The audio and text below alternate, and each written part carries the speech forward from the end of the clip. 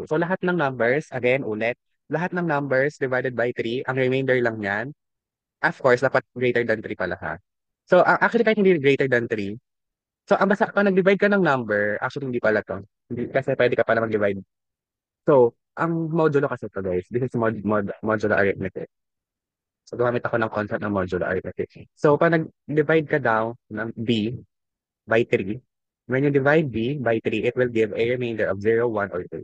So, kaya ang B mo, pwede ko to isulat as 3K plus 0, B is equal to 3K plus 1, plus B is equal to 3K plus 2. Yung 0, 1, 2, yan yung remainders. 0, remainder, 1, remainder, 2, remainder.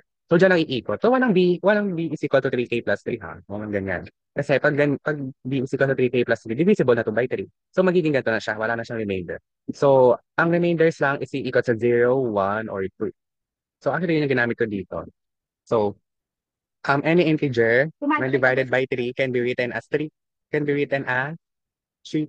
So, any integer can be written as 3k, 3k plus 1, 3k plus 2 for some integer k when divided by 3. So, pag nag-divide ka daw ng 3, so, ibig sabihin, mayroon tayong tatlong cases.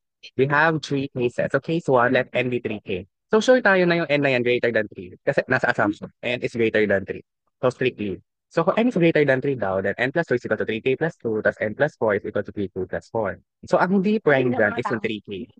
Thus, n is not prime since it is divisible by 3. Kasi ang ibig sabihin na to is 3 divide n. Diba? So, definition ng divisibility kanina, I mean, sa ibang numbers, ito yun. Yung n is equal to 3k, kaya ko siyang if and only if 3 divides n. So, kaya yung n mo is not prime. This is composite. That's sure ka na hindi yan equal sa 3 kasi n is greater than 3 based sa assumptions. Now, case 2, let n is equal to 3k plus 1.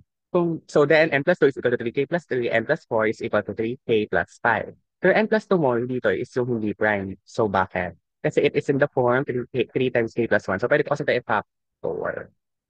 Wait. 3, 3. Ito guys. This. So ayan. So factor, factor. Ayan. So again, by closure property, yung k plus 1, kaya ko siya isulat as integer. Kasi k plus 1 is an integer. So, pwede ko siya isulat as 3q for some integer q, which is divisible by 3. Tapos, case 3, let n is equal to 3k plus 2. So, n plus 2 is equal to 3k plus 4, and n plus 4 is equal to 3k plus 6. So, dito yung n plus 4 is yung hindi prime kasi it is in the form 3 times k plus 2. So, pinactor ko ulit siya. Ito, 3 times k plus 2. This.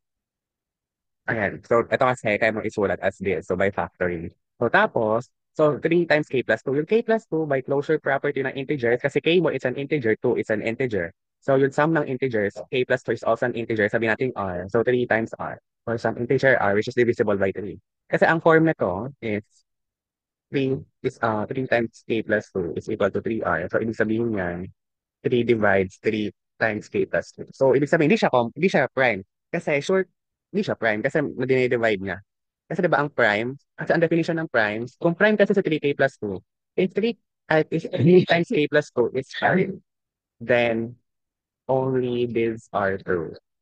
1 divides 3 times 3k plus 2, and 3 times k plus 2 divides 3 times k plus 2. Kasi diba ang primes, divisible lang siya sa 1 and sa sarili niya. Pero kasi itong 3, pero itong napakita natin dito, yung yung 3 times k plus 2 is divisible by 3. Pero syempre guys, hindi naman equal to. So, ibig sabihin, yung 3 times k plus 2, mayroon pa siyang factor na hindi 1 and hindi yung sarili niya. So, composite to. So, same case doon sa kanina, dito sa n plus 2, 3 times k plus 1. So, ibig sabihin, in all cases, n plus 2 and n plus 4 cannot be all prime as desired. So, yun yung goal ng proof. Adios.